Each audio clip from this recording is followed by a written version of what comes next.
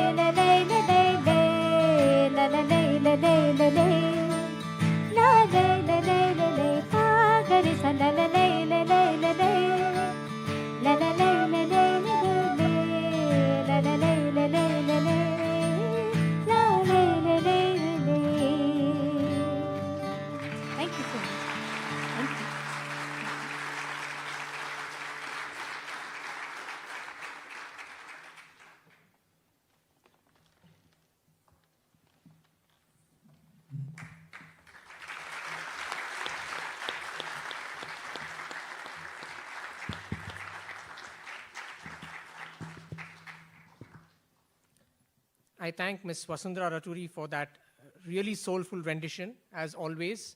And as I mentioned earlier, she is indeed the pride of the Embassy of India, Riyadh family.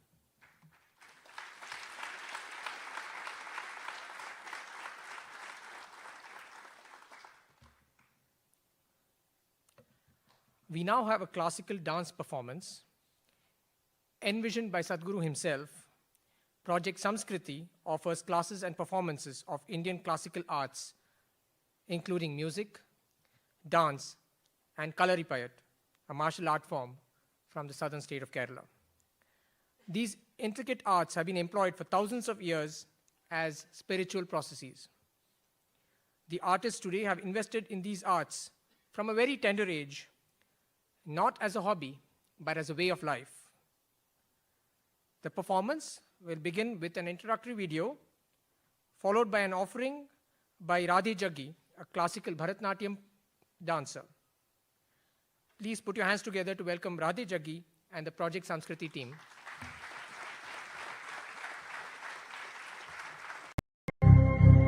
Project Samskriti is an endeavor to nurture and impart India's classical arts.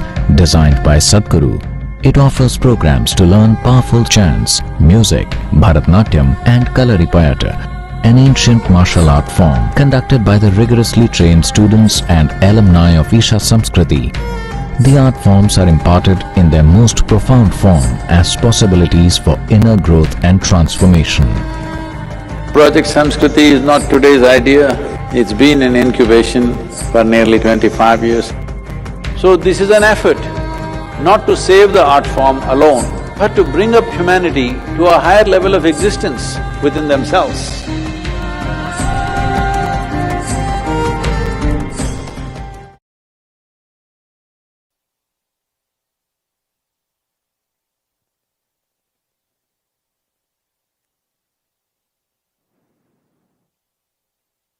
Namaskaram. One with a fierce heart of fire, draped in the rivers and oceans, with hair of open sky, and her body the ground beneath our feet. Mother Earth, our source and sustenance. Time is ticking away as we exploit this strong and gentle source of life to build our lives, our comfort, our luxuries. We have ignored her call, her plea. As her children, we suffer the consequences of our actions upon her. Time is ticking away. It's time to reinvigorate and celebrate the mother that has birthed us, fed us, and the one who will embrace us into her bosom in our death. O Mother, in celebration of your grandeur, in concern for your well-being, in love with all that you are to us, we dance in tune with your rhythm as we are only a part of you.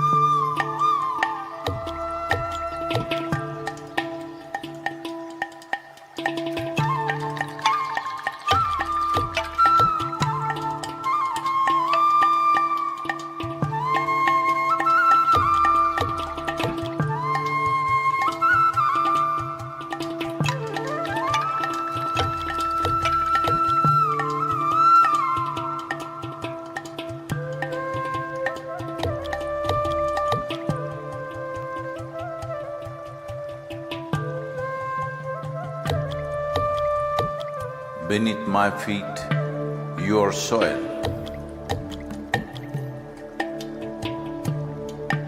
When you rise, you become a tree. Again, you fall as a leaf. Who are you?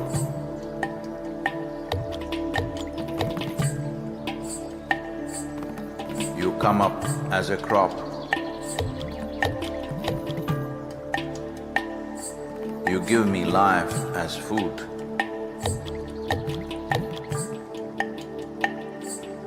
Whether I am alive or dead, you are the only refuge. Who are you? You come as water. You come as milk. You come as honey. Who are you? If I eat, it is soil. If I breathe, it is soil.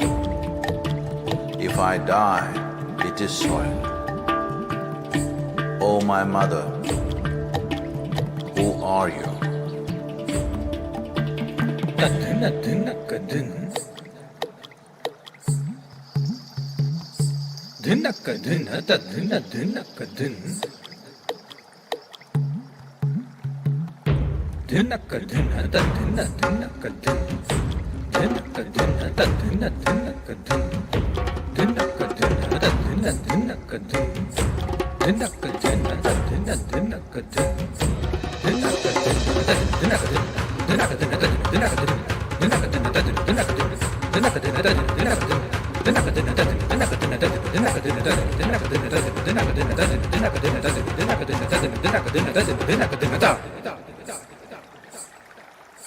Soil.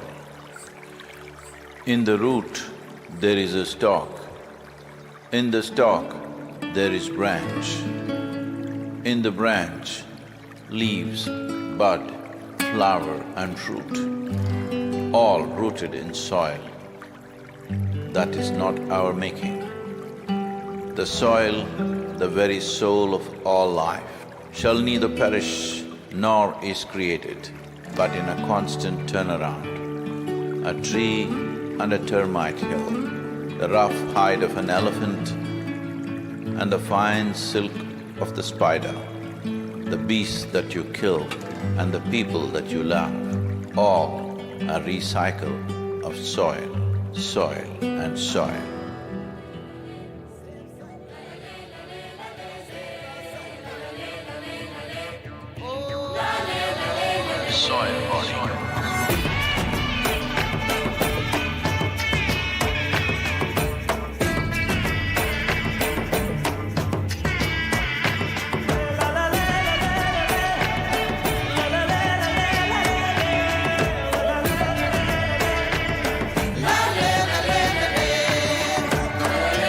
The magic of soil is it turns death into life.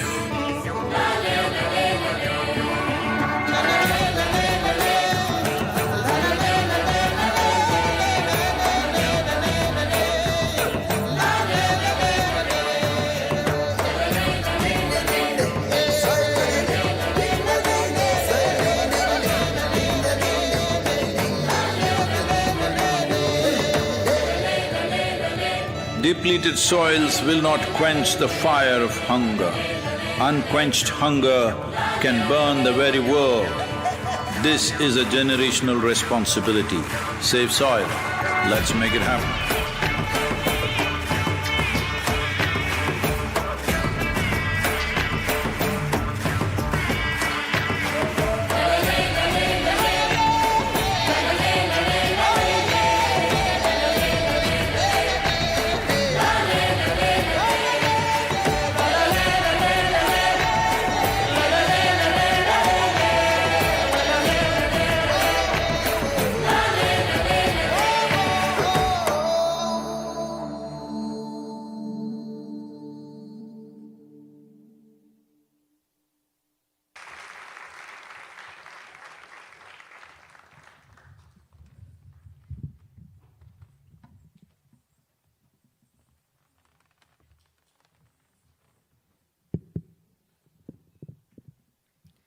Thank you, Project Samskriti and Radhi Jaggi, for that wonderful performance.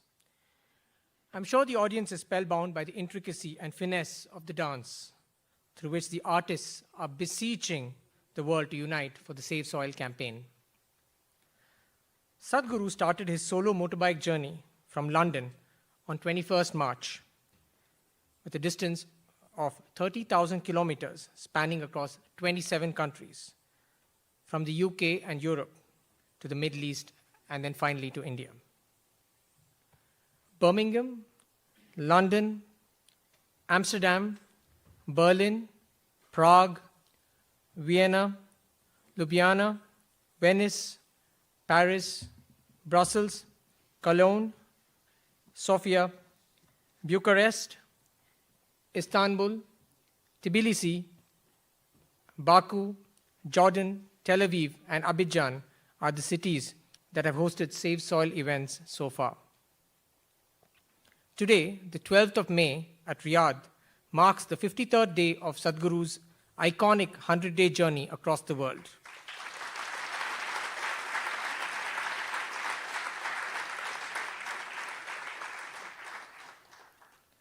Sadhguru has braved relentless storms and rain and snow and mountainous terrain, and now here in the kingdom, sandstorms, a lone rider at 65, driving ceaselessly with a single objective, that of beseeching the world to unite to save soil.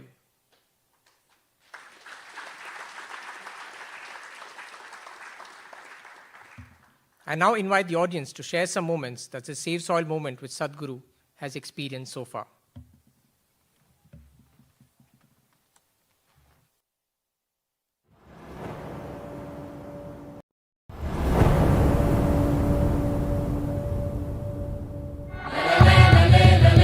It's a great pleasure for me. These beautiful Caribbean nations are going for this first. This memorandum of understanding that we are signing, it will also bring some technical assistance to the Caribbean region.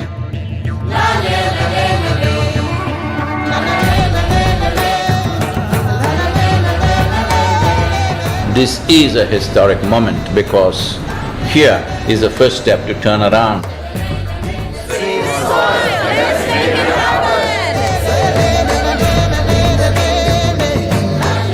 You are probably one of the most famous Indians, and what you're doing today is really important because people like you who have a wonderful following of millions and millions of people, and what you're doing with that is so important with saving the soil. If you want to say, I love you to your child, you must just say save soil, because it is a more committed way of saying I love you. Every single one of us needs to get behind this really, really important mission. It's an extraordinary campaign. It echoes what we in the Commonwealth have been aspiring to do for a number of years. Next 100 days from 21st of March, we want the whole world to talk about soil. It is not about the motorcycle, it's not about the journey, it's not about the song, it is about moving people on the planet. Make it happen, huh?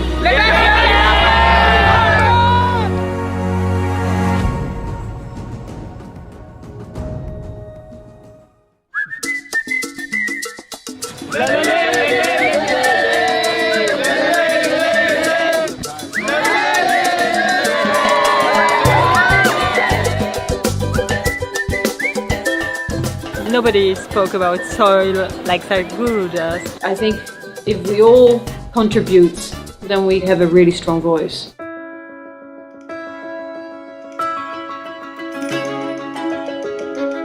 There has been so much excitement and everybody is so excited to hear Sadhguru.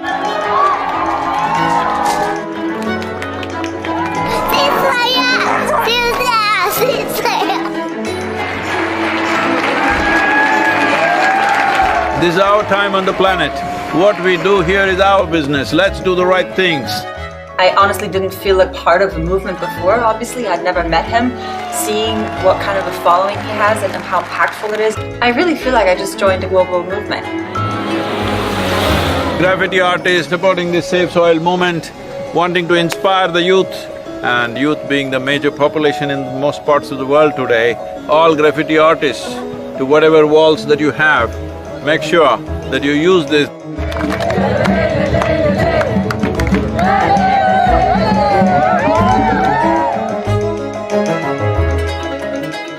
One of the most beautiful cities of Europe. It really resonated with me, the message that we have to save our soil. It's our common issue together. It's not for one nation, for one person, but we as people have to unite and to solve this.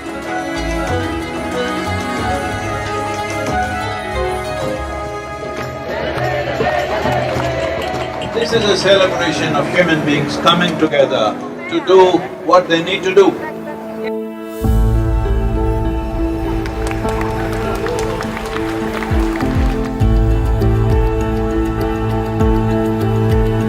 Had a wonderful meeting with the Agriculture Minister of Slovenia.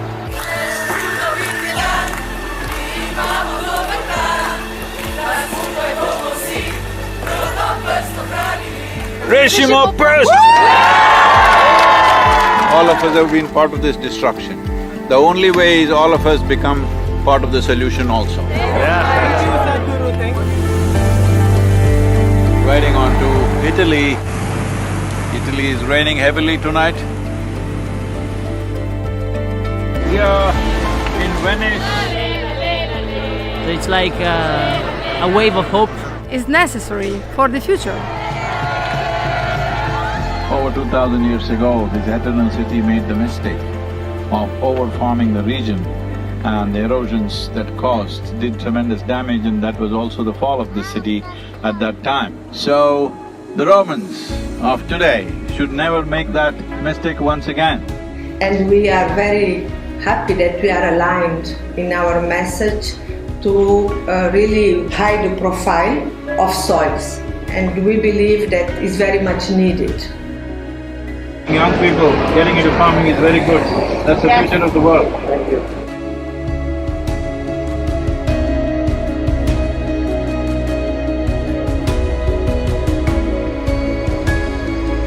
Here we are in Geneva. I think it's a message of urgency, but it's also a message of hope. So I would really like to thank Sadhguru for his leadership. The global movement led by him addresses the soil crisis by mobilizing people around the entire world. It touches your heart, you know, and his message is strong. This massive fountain in the Lake of Geneva is lit up for Save Soil today, with Save Soil colors of blue and green. You cannot stop this. The moment is on. It's going to be on till the policies are done.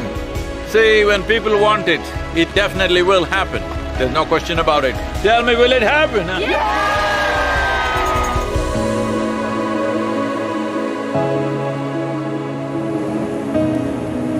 In this cold, slippery road and winds are picking up speed, no matter what the hell, I have to keep going. You think this is a problem? Relentless commitment to what you do. That is the only solution. Save soil, let's make it happen.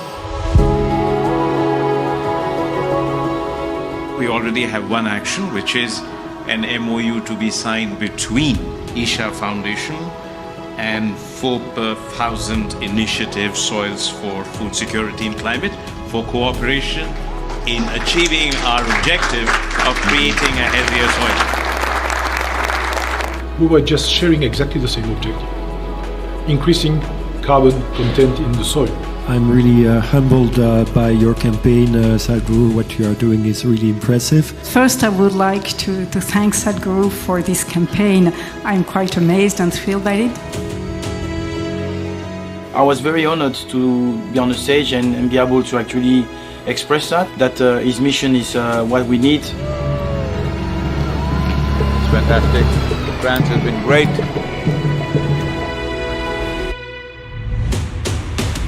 Well, Brussels. Let's put together and work on a common message for all to save a resource that determines our future. Save the soil. We should all stand up and make the most impact we can to create a real change in the world. Get them for them! And then a smashing evening at the main event.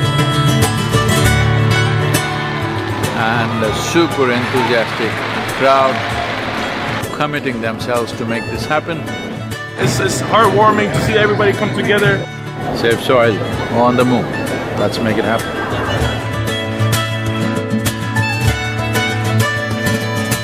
Just look up the news and see in the last 4 months, how many governments have started talking about soil because they see it's picking up momentum. But if you create 3 to 4 billion people talking about soil, that's it.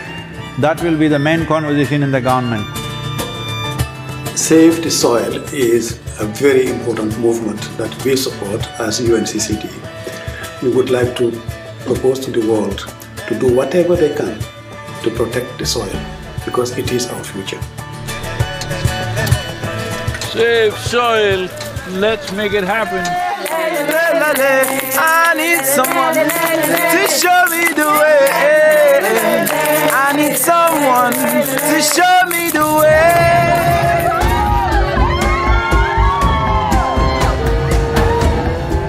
The Education Ministry in Germany has now come into the picture officially and asked all the children to do artwork to support Save Soil movement.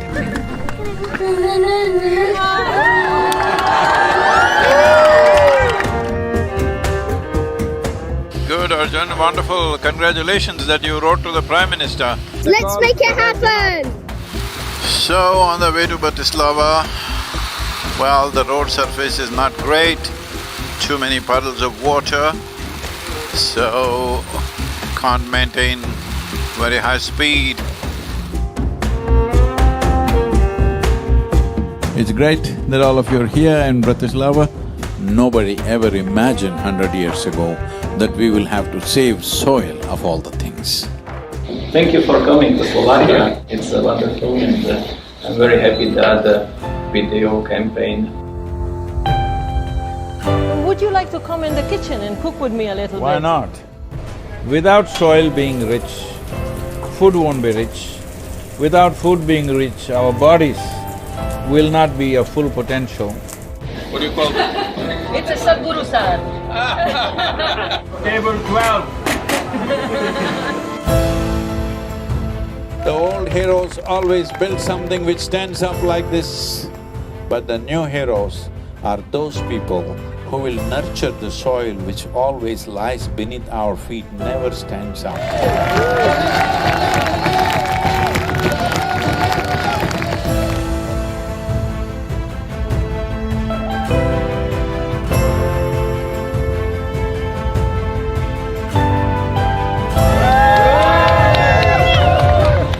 Oh, this wonderful city of Belgrade. The UNFAO said something which really deeply hurt me, is the soil that we are consuming right now belongs not even to these little children, belongs to the unborn child. This is an expression of our love and responsibility for our own lives and the future lives. I love the message that he sent and how he broadened it, that it's everybody's responsibility.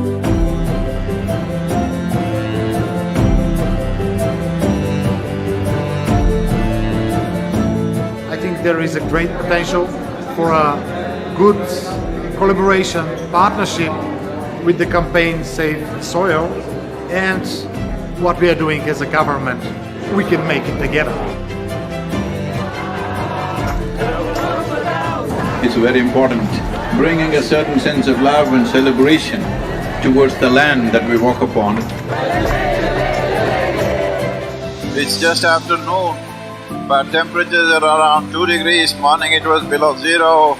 Not a weather for motorcycle for sure.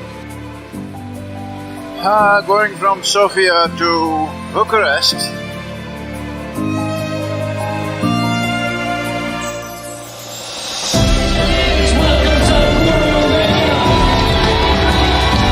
Organize yourselves whichever way you want, form groups, come together somehow and see this happens. Sadhguru reminded me that I have a voice.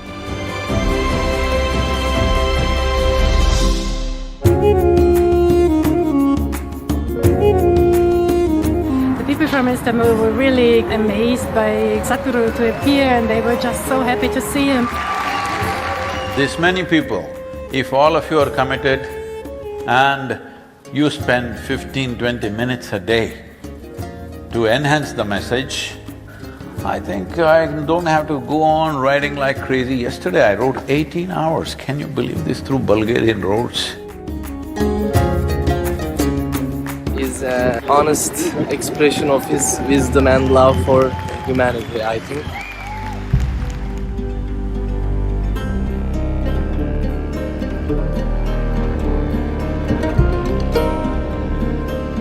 He'd been riding through very rough terrain, rough roads, dusty construction sites. It was a long drive and we were getting a little late for the live event at Tbilisi. He, right at the end, maybe 5 minutes before the event, decided that he couldn't stop for a break. In the traffic, he was just removing his jacket and gloves and throwing in the car just to make it on time.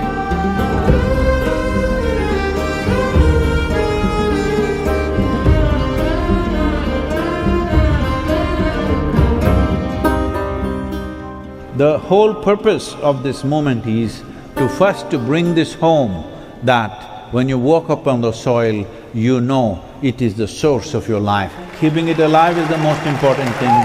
Will you make it happen?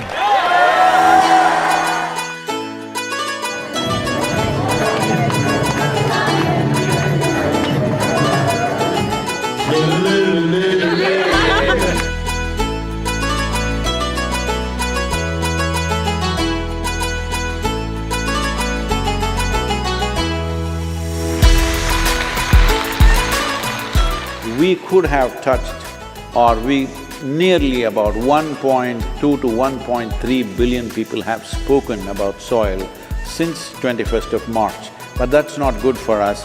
We want 3 to 4 billion people. It's a gift from God for the people, for the earth, for the soil. We must save the soil, we must plant the trees, we must replenish the forests, we must save our planet.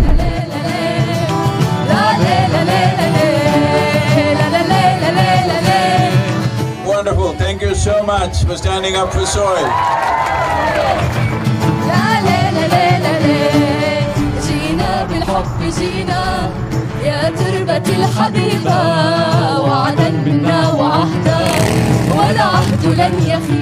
Right now, soil has turned into sand because we pulled out all the organic content. We are taking the life out of the soil. If we don't put that back, all the other concerns which are important to be attended to, but none of them will matter. This is not for us, this is for him and his generation, hoping that they would have a better future with a better world. Save soil.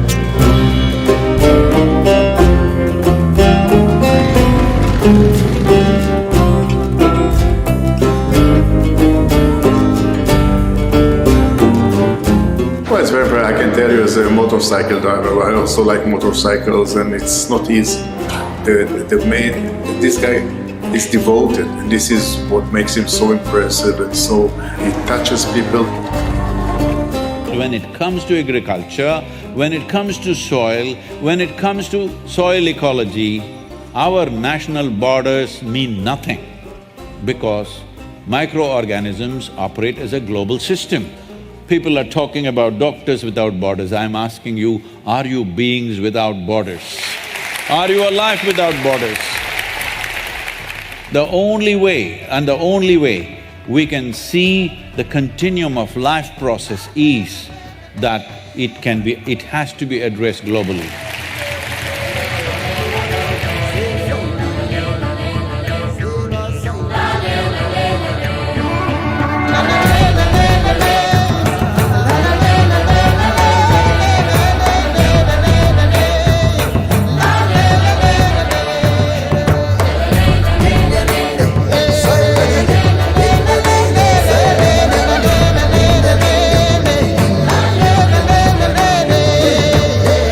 Implementation has to happen on the land, and land is not managed by scientists, land is managed by farmers. So it's extremely important. It must be a single point agenda, incentive-based agenda. If inspiration, incentives and disincentives after a certain period of time is the way forward, this is my appeal to every one of you, because I don't want this COP15 to end as one more convention with more paper and more paper.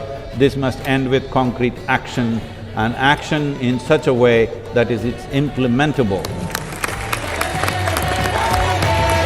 Save soil, let's make it happen!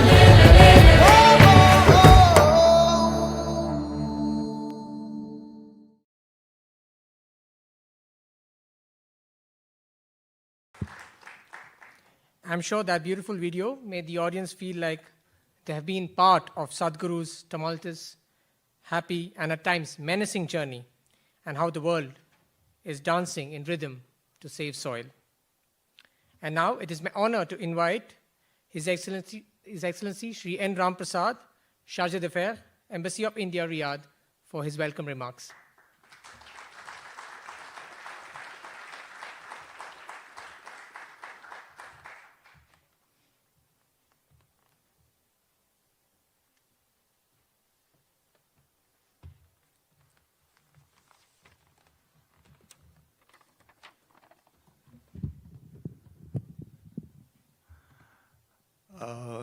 Respected Chief Guest Sadhguru, Excellencies, Ambassadors to the Kingdom of Saudi Arabia, members of the Diplomatic Corps, distinguished guests, ladies and gentlemen, namaskarams and good evening to everyone.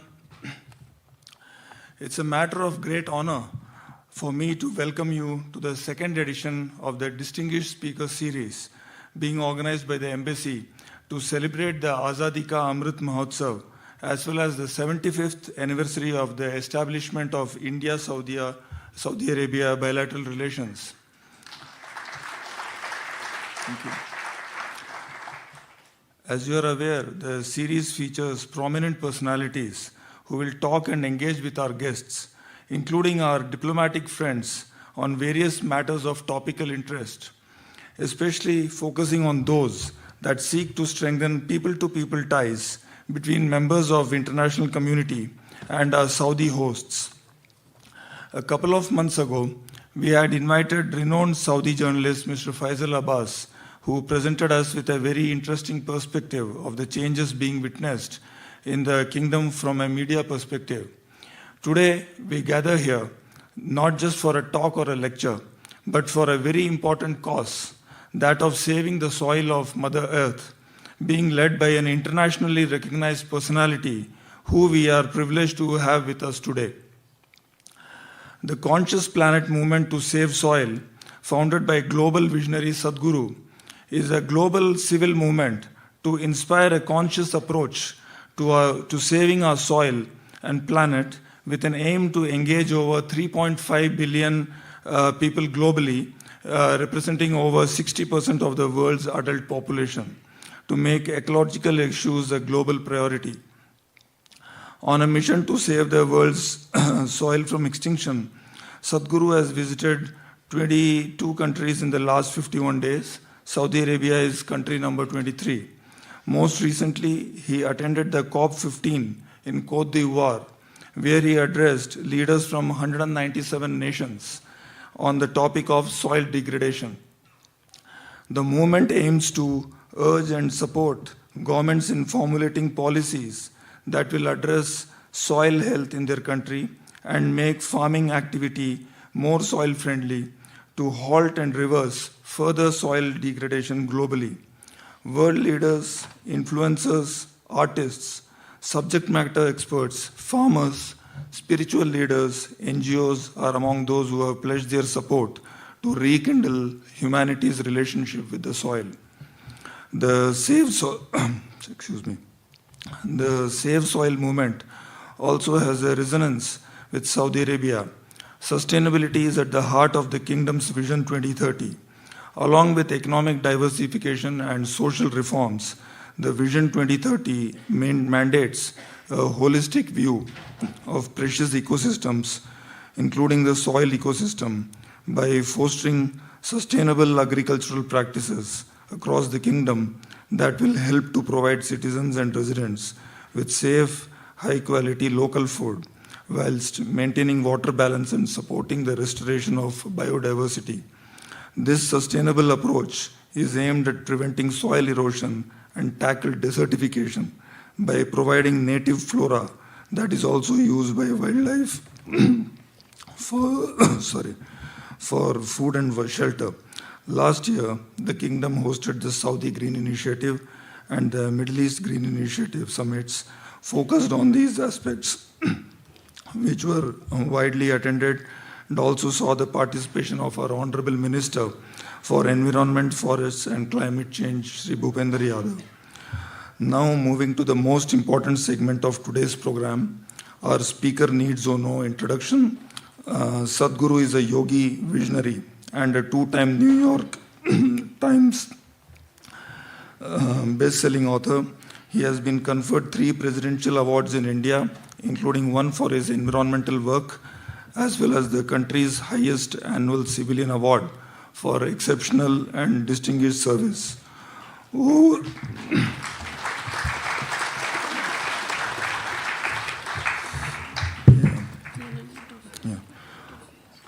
Over the years, Sadhguru has also launched large ecological initiatives that have created a blueprint for economic development that is ecologically sustainable.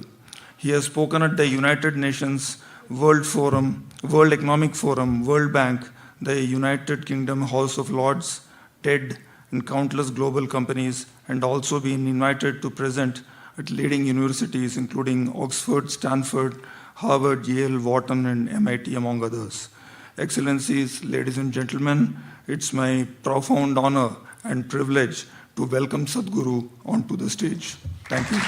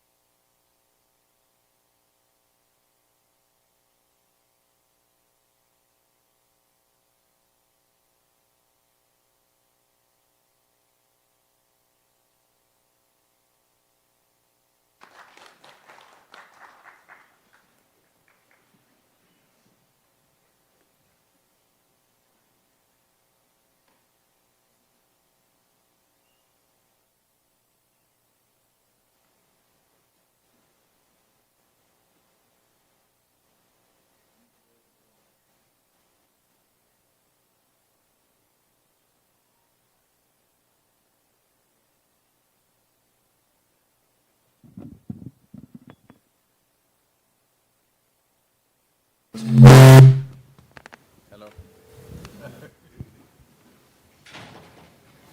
Who is managing the audio? Where are they?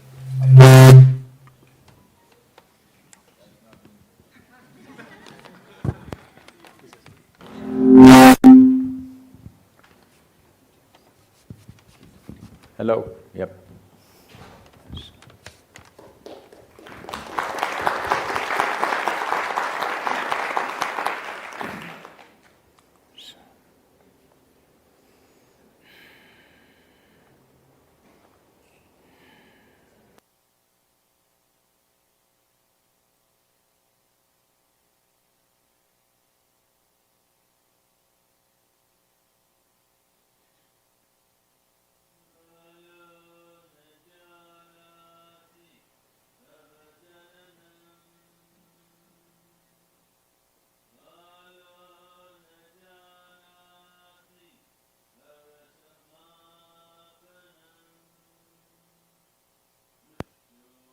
Maya tava mahakarah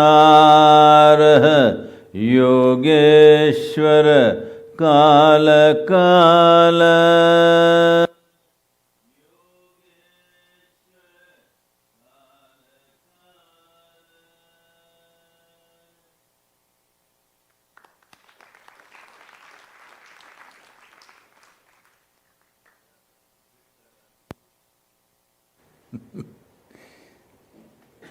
Namaskaram. Can you hear me? Good. Sir, please. for your…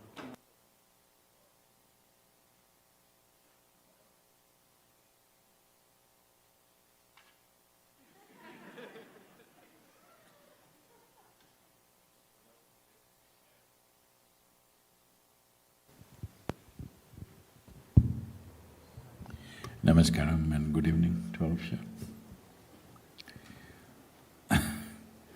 Well,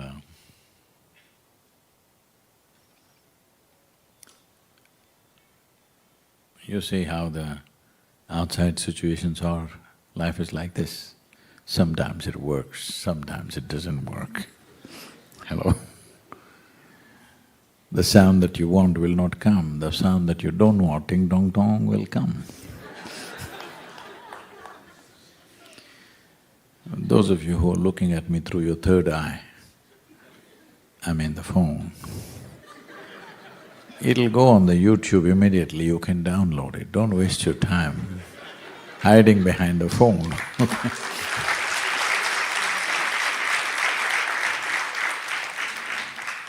Ma'am, just bear with me, yeah? I'm here just for one evening, you don't have to hide. Hello? It'll go on the… Sir, there's something called technology, it'll go on the web immediately, you can download it. Huh? What's that? That will also be yours, you can download it on your phone.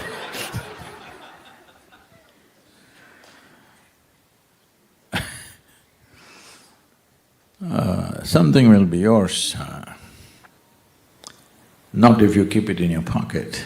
Something will become yours only when you absorb it and make it a part of yourself, isn't it? The body that you carry right now is yours, isn't it? Hello? But before you came here, if you'll keep the volume at one level, sir, please. Just leave it where it is, it's fine, thank you. Before you and me came here, countless number of people have walked this planet, isn't it? Where are they? All topsoil. Hello? This will also become topsoil, unless your friends choose to bury you real deep, fearing that you may rise from the dead, you know. This happened in Texas. There was a couple. It was their dream to go to the Holy Land, Jerusalem.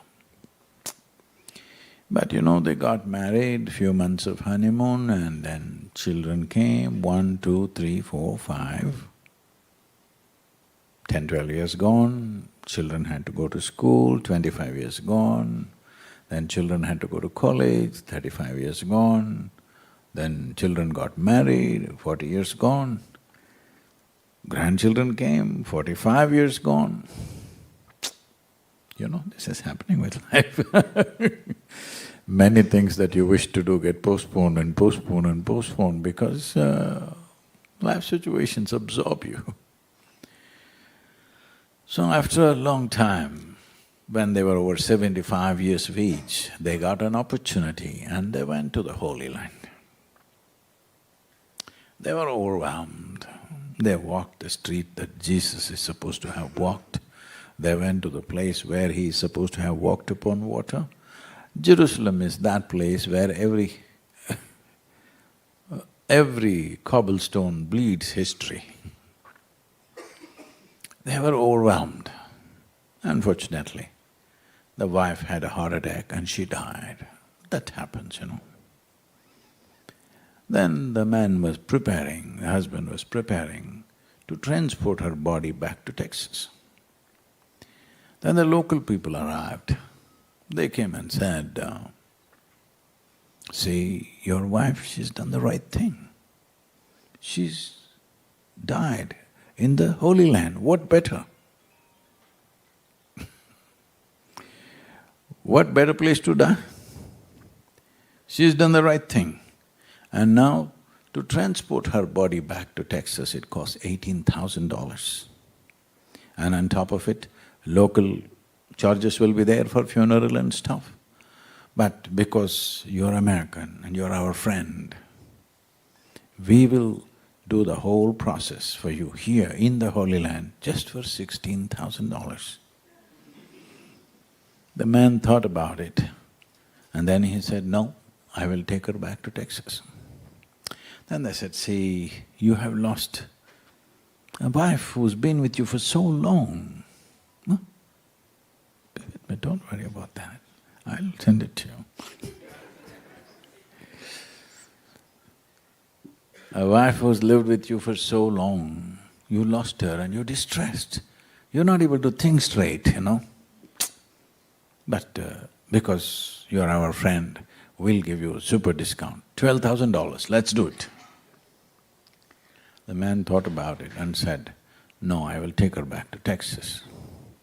They said, see, this is not… but you're American and you're Texas, you're our dear friend. Oh, but you're so distraught because of your wife's death. We will give you the ultimate discount, $6,000, let's do it. The man thought about it and said, no, I'll take her back to Texas. Then they threw up their hands and, why? Why are you doing this? $18,000 for the flight and then all the local charges. Here we are offering for $6,000 and it's the Holy Land and you don't want to do it? The man said, in Texas, dead stay dead.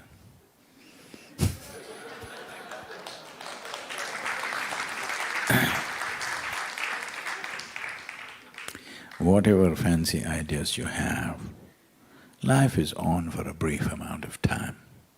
Hello? Very brief amount of time. Right now, since you came and sat here, all of us are about an hour closer to our graves. Yes or no? If you learn some yoga, you can kick the can a little bit, but you cannot avoid it. Hello? Huh? I know some yoga teachers are promising you, my guru lived for 4,000 years. No, my guru died. I'm being honest with you. So, you can kick the can a little bit, but time is ticking away, isn't it? Hello? As you sit here, what is ticking away is not your watch, what is ticking away is your life. So what you call as life is just a combination of a certain amount of time and a certain amount of energy. There's nothing you can do about time, it's rolling away. Can you hold it? Can somebody put brakes on it? Can you rewind it, make it an yesterday today? Just going away. Well, there is something you can do about your life energies. If you organize and intensify your life energies in such a way that what somebody does in 10 years, you can do it in 1 year. If both of you lived for 100 years, in terms of experience, profoundness of experience and impactfulness of your activity, it feels like you lived for 1,000 years, but you can't do anything about time going away. I've been petitioning for a long time, at least 4 hours extra, 24 is not enough for me. Dead silence. I petitioned many times, dead silence. No response, only 24 hours for you and for me and for anybody. Hello? And it's ticking away. If you are conscious that your life is ticking away, you would definitely organize yourself. You would organize yourself in such a way that your experience of life is pleasant and profound. Hello? But you think you're forever. Not that you think so, but you're unconscious that you're mortal most of the time. You're going about the business of life as if you're here forever. And before you know what's happening, it'll be over. Yes, it'll be over. Hello? Especially if you're very joyful, it'll be over very soon. Have you noticed? Because time is a very relative experience. Have you noticed on a given day you were very happy, 24 hours, poof, went off like that? Another day you're a little depressed. Oh, 24 hours feels like a year. So only miserable people can have a long life.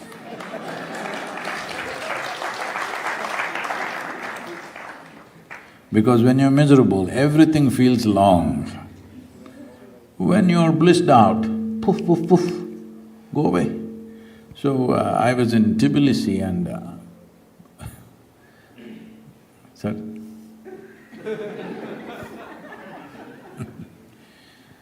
Sound gods, you know what to do. And this journalist comes up to me and say, "At this age, how are you writing like this?" I said, "See, I've lived my life so intensely, I never had the time to get old. It takes a lot of time to get old, isn't it? And how did you get so much time? Only if you're miserable you'll have a lot of time. If you're very joyful, where is the time? Hello? There's no time, isn't it?"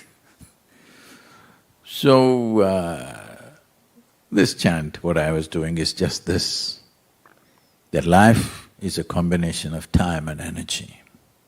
If you manage your energies well, you can enhance the pleasantness of life and the profoundness of life and the impactfulness of your activity, because this is all you have. You may think you have money, you may think you have property, you may think you have relationships, you may think you have so many things, but this is all you have. It's in search of this you're doing the whole circus of life. You may call it education, you may call it marriage, you may call it children, you may call it wealth, you may call it prayer, you may call it meditation. All you're looking for is pleasantness of life and profoundness of life.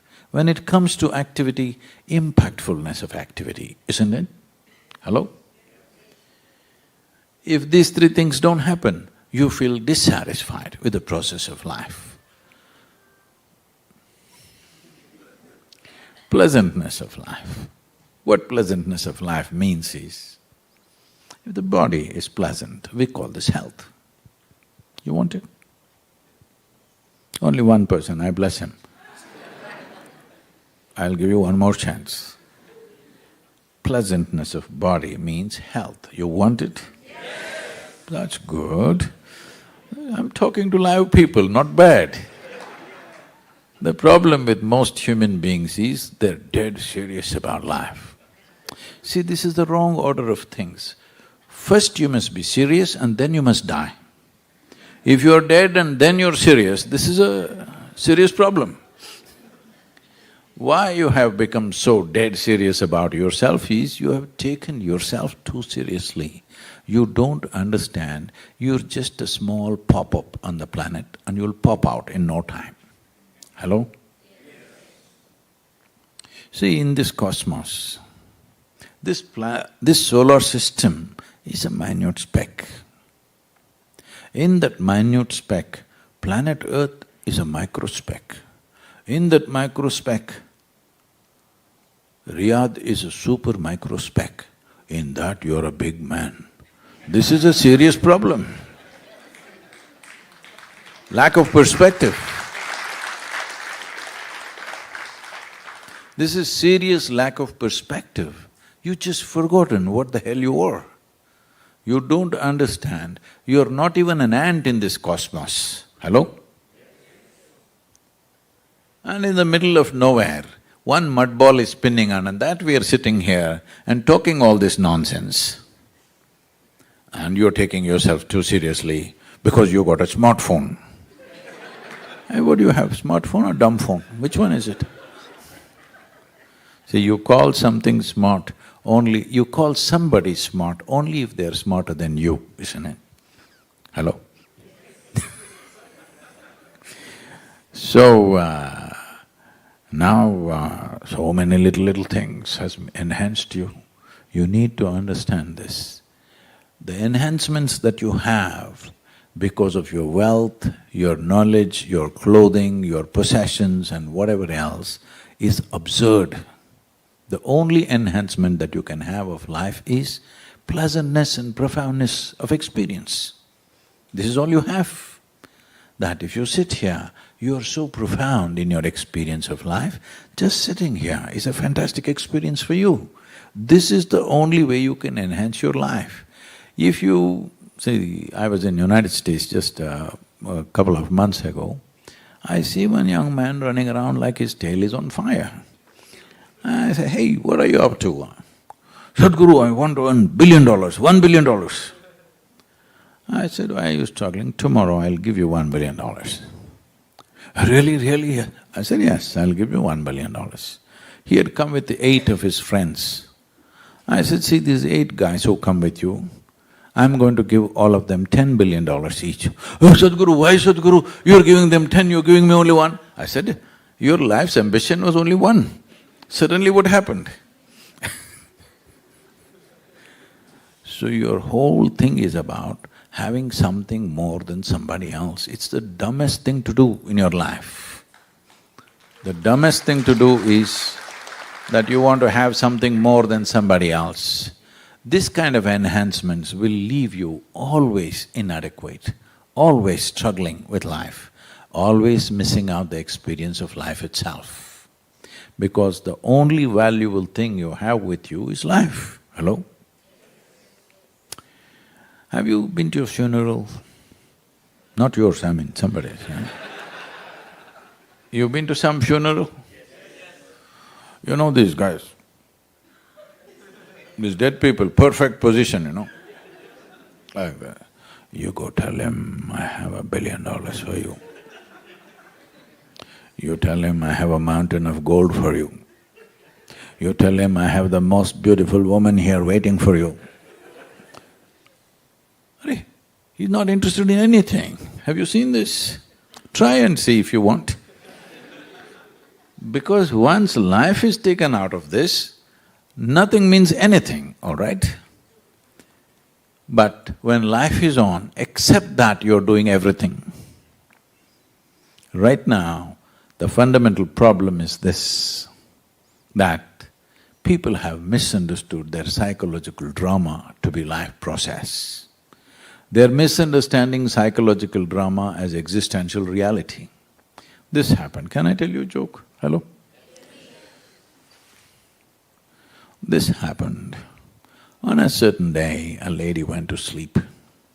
In her sleep, she had a dream. In her dream, she saw a hunk of a man standing there, staring at her. Then he was coming closer and closer and closer and closer. He came so close, she could even feel his breath. And she trembled, not in fear. Then she asked, what will you do to me? The man said, well, lady, it's your dream. What's happening in your head is your dream. You're just not able to manage your dream properly. Hello? This is all the problem is. If right now, if your thought and emotion is happening just the way you want, would you be joyful? However the people around you are, your thought and emotion is happening the way you want, would you be joyful? If this much… who's that little voice? Big yes, huh? That's fine. So, see, you cannot manage the world exactly the way you want it. You thought you married the exact person that you wanted.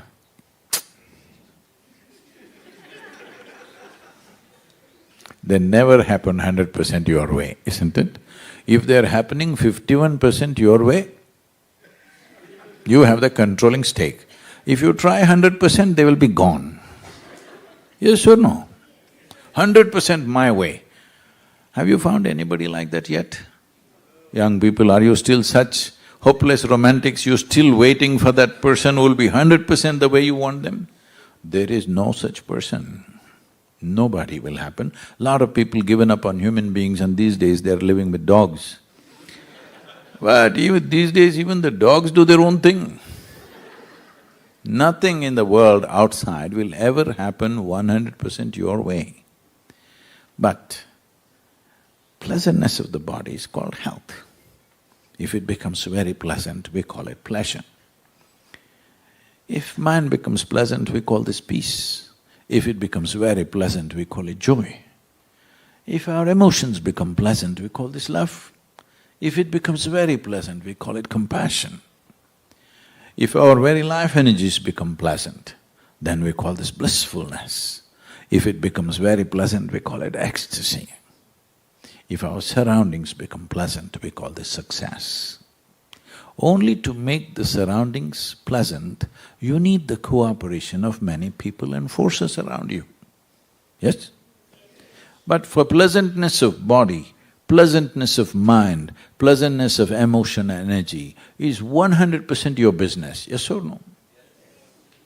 If you don't take care of this one business, even if everything around you is doing great, if you are not feeling pleasant within you, it's a miserable world, isn't it? As a generation of people, especially being in Saudi Arabia, as a generation of people, you are having more conveniences and comforts than ever before. I said especially in Saudi Arabia because it's a desert country. Oh, before this air conditioning came, before all these things came, I can imagine you sitting on a camel and going through the desert, melting away in the heat. Today you're not even fit to do anything like that. Hello? Even physically, you're not anywhere near that. I've been riding a couple of days in the desert, tongue hanging out, you know. You are the most comfortable generation ever, yes or no?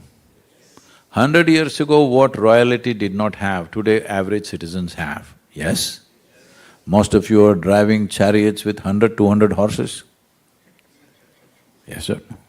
Huh? But you're cribbing and cribbing and cribbing like never before. Especially all the ladies, I'm telling you, as women, you have never had it this good ever in the history of humanity. Yes or no? So don't go on complaining about the outside. Yes, outside can be improved. But the most important thing is, if the whole world doesn't happen your way, it doesn't matter. This 1% must happen your way, isn't it? If this 1% doesn't happen your way, you are a miserable nonsense, wherever we put you. People are asking me, Sadhguru, this soil, what to do? If this happens, will it be okay? That happens, will it be okay? If you reduce the population, will it be okay? See, I'm telling you, if you give this 8 billion people 8 billion planets, in 100 years' time, they'll destroy it anyway. Because they're going in the wrong direction. When I say wrong direction, it once happened, there was a potato farmer, a very good potato farmer. One day he felt like eating apples. He went to the apple tree. Should I make it a date tree, or you can understand? An apple tree. He went to the right tree, but out of sheer habit, he started digging the earth for apples. When he found no apples, he became very furious and dug furiously. After some time, the tree came down upon him. This is the story of the human beings right now. If you want to know happiness or you want to know misery, it's your choice. I'm not even saying you must be happy. It's your choice.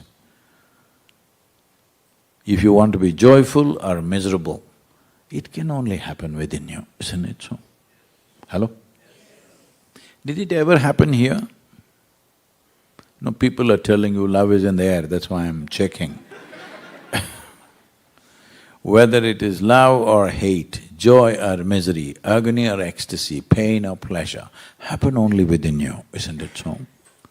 Even if… do you see me at least? Hello? Even if you're not listening, do you see me, I'm asking? Hello? Use one hand and point out where I am. You got it all wrong. You know, I'm a mystic from southern India. That's not a joke. No, this light is falling upon me, reflecting, going through your lenses, inverted images in the retina. You know the whole story. Where do you see me now? Within yourself. Where do you hear me right now? Within yourself. Where have you seen the whole world? Within yourself. You have never ever experienced anything outside of yourself. Anything that ever happened to you happened within you. What happens within you must happen your way. Hello? If this much you cannot manage, what? Suppose your right hand, don't experiment please, your right hand starts smashing your nose. It can happen. Hello? If it starts smashing your nose, what will they do somebody? If somebody next to you cares for you, they'll try to hold it. If they don't care for you, they'll get up and leave. But they'll try to hold your hand. But if it doesn't work, if it keeps smashing, they'll take a rope and tie it to the chair. If it doesn't work, maybe they'll take you to your doctor and remove this arm, because otherwise you'll kill yourself. Right now, this is all you're doing.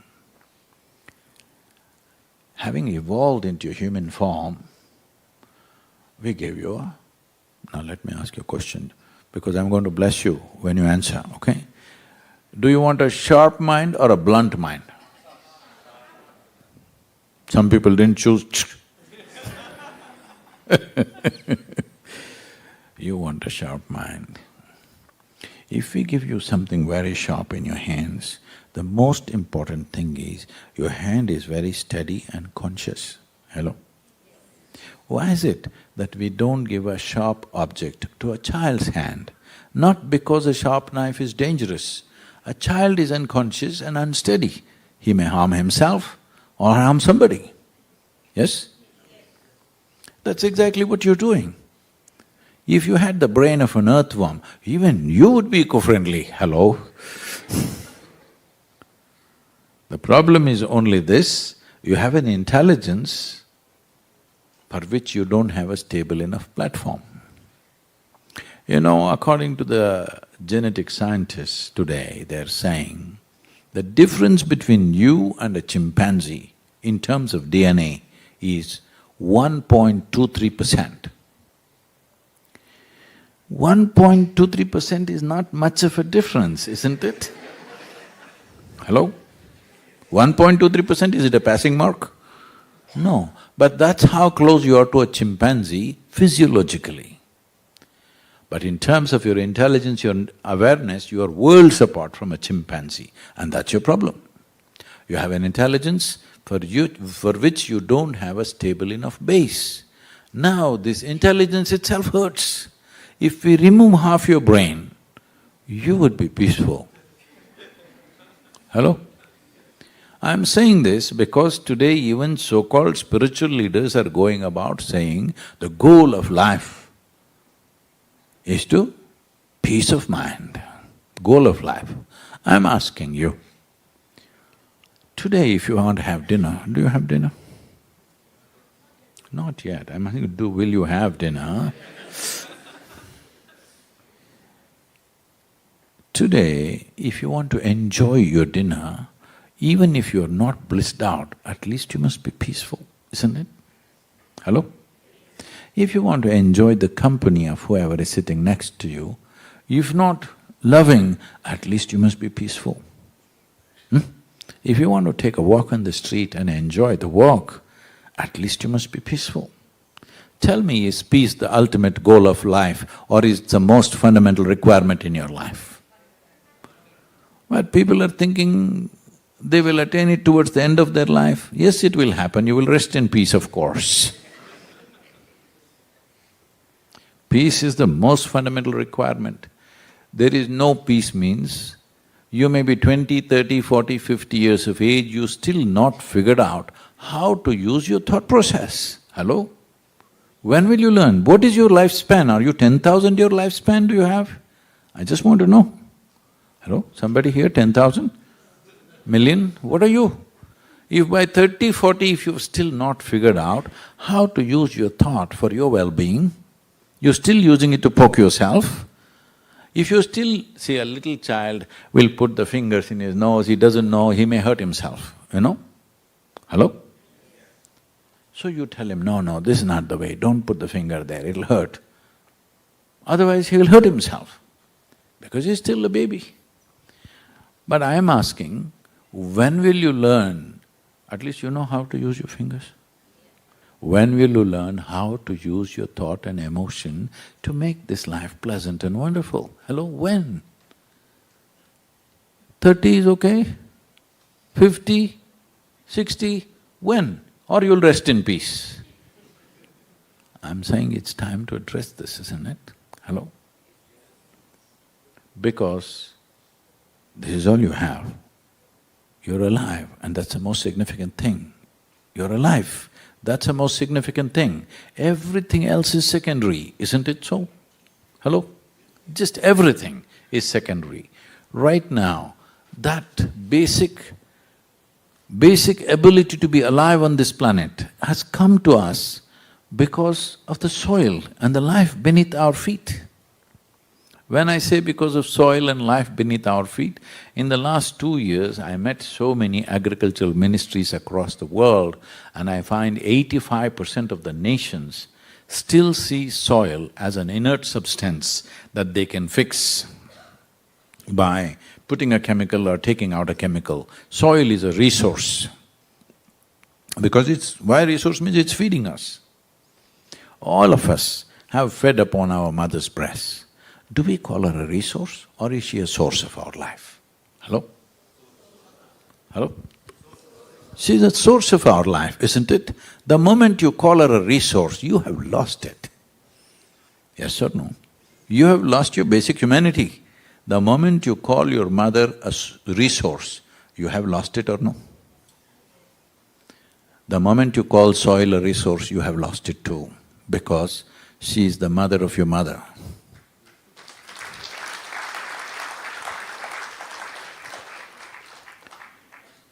Everything that you see as life on this planet, whether it's a worm, insect, tree, bird, animal, man, woman, has come from the soil, which is just 15 to 18 inches. This is the cream of the planet. The topsoil is the cream of the planet. Every handful of topsoil could have anywhere between 8 to 10 billion organisms, zillions of organisms like this, a complex system. It is not just today that it's feeding you, you're a consequence of that life. Even in terms of evolutionary terms, you're a consequence of that. You have heard of one smart caveman who thought up that he could cook his food with fire. You heard of that? Some 10,000, 15,000, 20,000 years ago, we don't know what. A few millennia ago. Ladies, it's not me, but they always said it's a caveman. I don't know if it was a cave woman, but they always said it's a caveman, I don't know why. But I think it's a woman who set fire usually. So we don't know whether it's a man or a woman. So similarly, nearly 1 billion years ago, a very smart algae or a fungi, we do not know which one, thought up an idea of cooking up their food using the perpetual energy of the sun. Today we call this phenomena as photosynthesis. Before the phenomena of photosynthesis started, the atmospheric oxygen in this planet was a shade over 1%. Today it is 21%. That's why you and me are alive. So even with a mask you can breathe, because it's 21%. If it was 1%, we wouldn't exist here. None of the complex life forms would exist here. So our very existence here is based on the activity of the microbial life within the soil, which has generated plant life, and from that we have all evolved into who we are today. So, in the last 1,000 years, we have reduced the photosynthesis by nearly 85%. What's our plan? What's our plan really? Because over 71% of the land is ploughed for agriculture, 4.2% is paved for urban usages, so nearly 76% of the land is either ploughed or paved where there is no photosynthesis of any kind for 12 months of the year. Here and there one crop, 2 months, 3 months, there is some photosynthesis, after that it's gone. So once we do this, the whole carbon chain which we call as life, see, you're thinking I'm a great life, But as far as the planet is concerned, you're just a recycle. Planet is just recycling itself. Hello? Is that okay? She throws you out and pulls you back. Never she threw somebody out and did not pull back. You met somebody like that? There are some people who go to Himalayas and meet such people.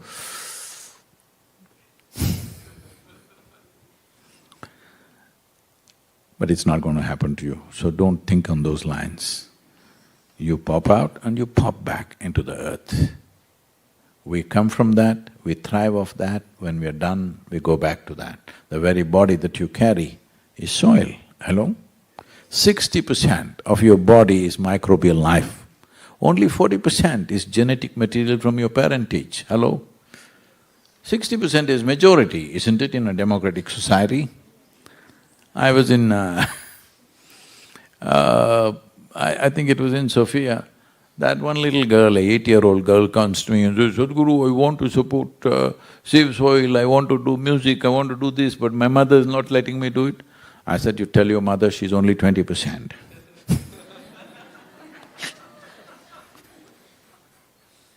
Yes, you need to know this, that you don't possess anything here, it's because of this phenomenal life system that you are just a consequence. Hello? You're just a consequence of this life process.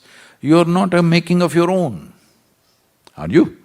Some of you claim that, I am a self-made man, whatever that means.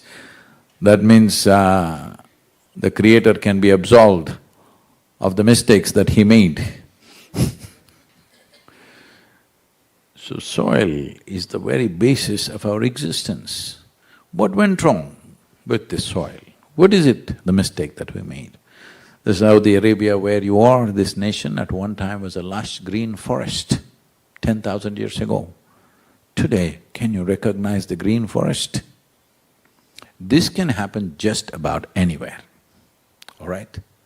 This can happen just about anywhere.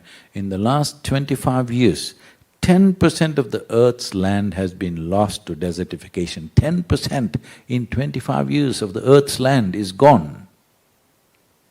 Over 52% of the topsoil on the planet is gone in the last 100 years. By 2045, as the video must have been talking about, every responsible scientist is pointing out, we'll be producing 40% less food and our populations will be well over 9 billion. By 2032, 3.5 billion people will be water stressed and 1.2 billion people will be migrating on the planet. Forced, unplanned migrations bring enormous suffering to human beings. Especially, the worst of the suffering is always for the women and children. When forced migrations happen, the worst kind of suffering and worst kind of exploitation happens to always women and children. If you don't understand what I'm saying, you should go and see in some of the towns in southern Europe what's happening to the African girls out there. It's unspeakable. Because they'll end up in a place where they don't know the language, they don't know how to transact, they don't have skills to survive in that society. It's terrible. 1.2 billion people when they move, it's a massive disaster on the planet. So this is what we are looking at right now. This is not one person saying it, every UN agency is saying the same thing. Every top scientist in the world is saying the same thing. But I have been talking about it for 30 years and people say this is fantastic, Sadhguru, great Sadhguru, it's really nice, and they go to sleep. So I'm 65, I thought I need to do something to wake them up. The only thing you can do is put yourself to risk, then at least somebody wakes up. Now, after the COP15, the metrics, social media metrics are saying that we could have touched over 2 billion people since March 21st. 2 billion people are talking about soil on the planet, we want 4 billion people to talk. We want 4 billion people to talk because that is over 60% of the adult population. Why this is needed is, see, most countries are democratically elected governments, all right, in the world. Most nations are in that form of governance. Democracy means you give a mandate for a government for 4 to 5 years. Suppose any one of you, I'm saying, if you were the president or prime minister of a nation for 4 years or 5 years, would you focus on doing something which will produce result in that period, or would you focus on doing something which will produce results in 15 or 20 years' time? Please tell me honestly. You would focus on the term, isn't it? That's what every government is doing. Because without people's mandate, governments cannot really work, whether it's democracy or monarchy or whatever, unless people really want it. Doing it is difficult because it needs long-term planning, investment, focus. Never before in any given country, not even a single country in the world, 60% of the population has stood up and expressed some long-term concern about their nation or the future of their children. Only in tea parties, dinner parties, they talk like it's entertainment and go home and sleep on it. It's time, as citizenship, you stand up and speak. It's important because this is the first time in the history of humanity we have the necessary tools and technology that we can sit here and talk to the entire world. Never before this was possible. Many great beings have come, when they spoke hardly 10 people could hear them, isn't it? This is the first time you can sit in your home and talk to the entire world. When this kind of capability is there and you have somebody in your pocket who is smarter than you, hello? It's a it's a tremendous thing, you have somebody who is smarter than you in your pocket. Wow! Fantastic, isn't it? So when you have somebody like this with you, you must ignite the world with your intention, otherwise these things won't happen. So this is the opportunity we have. Either we can be that generation which turn back from the brink of a disaster, because if you act now, in the next 10 to 15 years, a significant turnaround is possible. On an average, according to UNFAO, the loss of species on the planet is about 27,000 species per year. Yes, you heard it right. 27,000 species, not organisms, per year are going extinct. At this rate, anywhere between 25 to 40 years, we will reach a place where even if we want to revive, we will not be able to revive the soil. But right now, we are in that cusp of time where we face a challenge and we have the privilege that if we make up our minds, we can turn it around. For this, you don't have to roll up your hands and go and fix your kitchen garden. That's very cute of you, but that's not a solution. Solution is only when it's enshrined in the policy. In every nation, it must be enshrined in the policy. Agricultural soil means there must be a minimum of 3% organic content. This can only be driven by incentives right now. After 10-15 years, those who have not responded to incentives, maybe punitive action has to come later, but right now it has to be driven by incentives. Please, sir.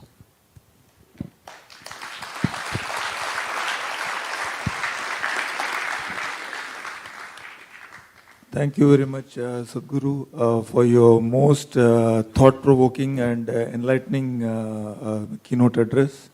Moving forward in this interactive session, if I may be permitted to ask a few lead questions, after which we will throw the floor open for the audience. So, my first question, Sadhguru, is that everybody knows you as a renowned yogi, author, and also a spiritual guru. In your book on inner engineering, you have focused on self-transformation. So, the question is, how does environmental awareness, and in particular soil conservation, influence a person's inner transformation, and specifically, what inspired you to take up this Save the Soil movement? I'm not inspired by anything. I'm just lazy. Because there's so much to be done, I do it. Otherwise, by myself, I'm made like this. If I close my eyes, I'm done with life. If I close my eyes, I don't have to open it till I fall dead, I'm made like that. Activity is only as per the need of the situations around me. So there is no inspiration, there is a need, a severe, serious need. So, about inner transformation, don't give it all these big names. I'm asking you, if you are given a choice, would you like to be blissful or miserable? You must choose, I'm going to bless you. Blissful. Some of you didn't choose, I bless you. What you want for your neighbor sometimes may be debatable. What you want for yourself is 100% clear, highest level of pleasantness of body, mind, emotion, energy. You want to be in the highest level of pleasantness, yes or no? Why such a simple desire you cannot fulfill? In the world, if you want something, there are so many obstacles, there are so many issues, it depends on the times in which we exist, what sort of people are around us, what kind of situations we are in. There are 1,000 issues outside. All of them may not fall together. But what is within you, why is it? Hello, I'm just trying to understand this because in this body, are you only one person or there are many? Hello? I'm just checking. Only one? You're an individual. So if you're an individual and you want to be blissful, who the hell is stopping, I'm asking? No, Sadhguru, you don't know my wife, she's like this, my husband is like that, my mother-in-law like this, my boss like that. People come to me and say, Sadhguru, it's unbearable, my wife, she's giving me so much trouble, so much stress she gives me. Oh, my husband, he's impossible. My mother-in-law, oh, she's not even human. My boss, like this. Then I tell them, say, don't worry, you come here to the yoga center, I'll give you a nice place to live, good food to eat, no husband, no wife, no mother-in-law, no boss, just you. And we'll take care of you. You don't have to do anything. Just be joyful, that's all. Once in a way, I'll make a random check on you. If you're not joyful, if you're miserable, then I don't believe in feeding misery. Hello? If you're joyful, we'll take care of you for the rest of your life. Oh, 2 days later, I see them, they're all twisted out. What happened? No mother-in-law, no wife, no husband, what happened?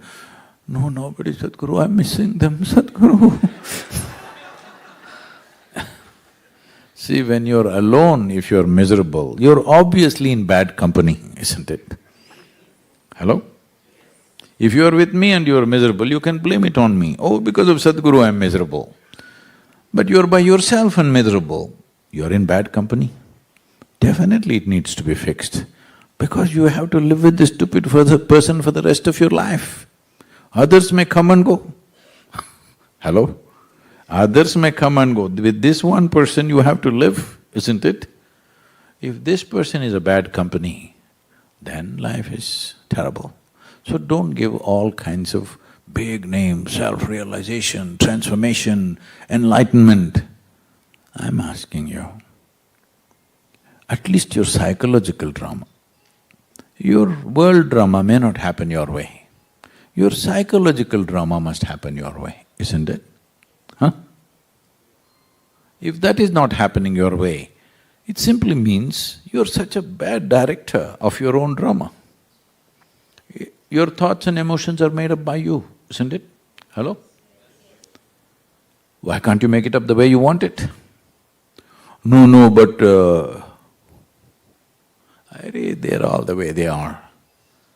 You should be the way you want, isn't it? If you are the way you want, you can turn a few people around you also the way you want. If you can't make this one the way you want, can you ever make this one the way you want? Hello? Is there any hope for you? If you can't be the way you want to be, can you make your husband, wife, mother-in-law, enemy, neighbor, anybody the way you want? Do you believe that? At least this one person must be the way you want. So don't give big names to it. This is a silly problem, super silly problem as far as I'm concerned. Hello? Hello? So that's all, don't be silly. You have a smart friend in your pocket. Thank you, Sadhguru.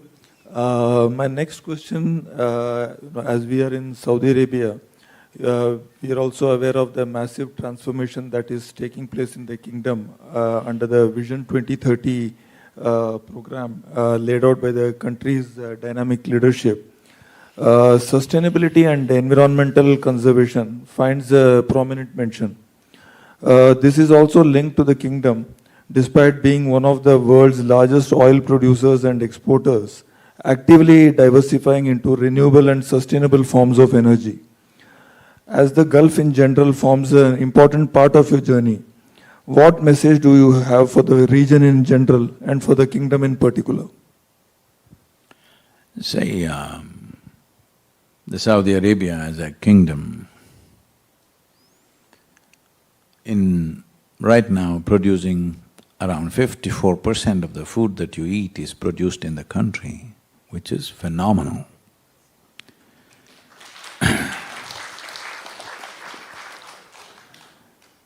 And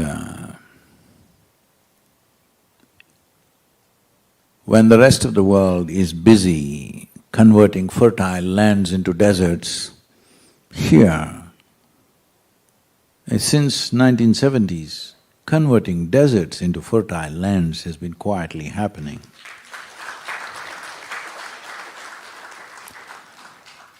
Well, it's quite miraculous to see a desert become alive with life and with farming and with trees and fruits and works. Right now, I also spoke to your agricultural minister today, and it's very heavy, investment-driven. It could be very nature-based, and there are ways to do this. Hopefully, we'll partner in some way and see how to make this happen. But you have the necessary population who are capable of living in the terrain. We must use them to transform the terrain, because it'll also transform their economies and their lives. To some extent it's being done. It could be done at a much faster pace, because a desert land or a desert kingdom setting an example and putting other countries which have fertile lands and actively working to turn them into deserts, you must put them to shame. It's very important. Some shame is needed, because shamelessly we are turning the most fertile lands into deserts in the world. So, Saudi Arabia has a certain responsibility.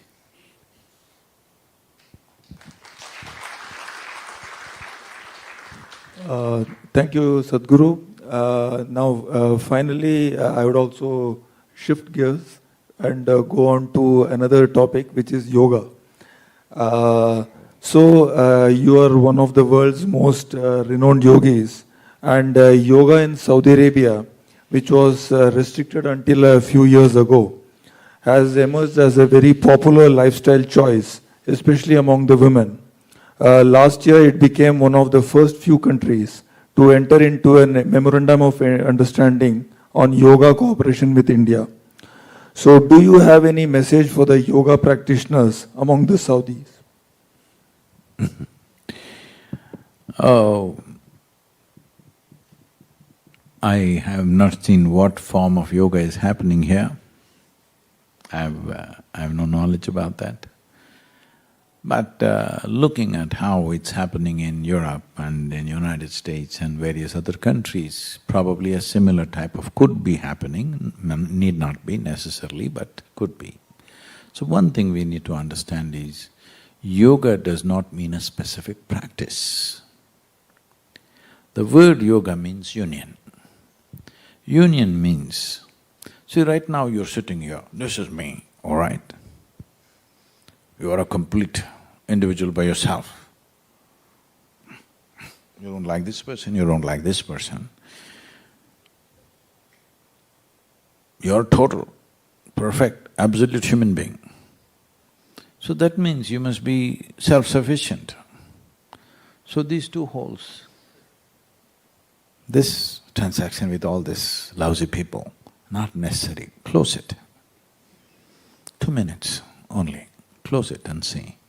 You will see, without union with what is around you, you cannot exist. Hello? This is yoga. It's not just in terms of respiration. Every cell in the body is transacting. Every subatomic particle in the body is in transaction. But you have no such experience. How many moments in a day are you even conscious that you're breathing? Unless you have some difficulty. That's one good thing the coronavirus might have done to you, made your breath little difficult. And if not the virus, at least the mask made it difficult and you know you are breathing. Otherwise, if it's going smoothly, most people are not even conscious of it. You're in yoga with the rest of the atmosphere, hello? But you're not in experience. If you experientially know that your existence here is not individual, it is inclusive. The breath that you breathe, the water that you drink, the food that you eat is connecting you to everything around you. If you experience this actually, I must tell you this, I was 19 years of age. I don't know why I should share everything with you.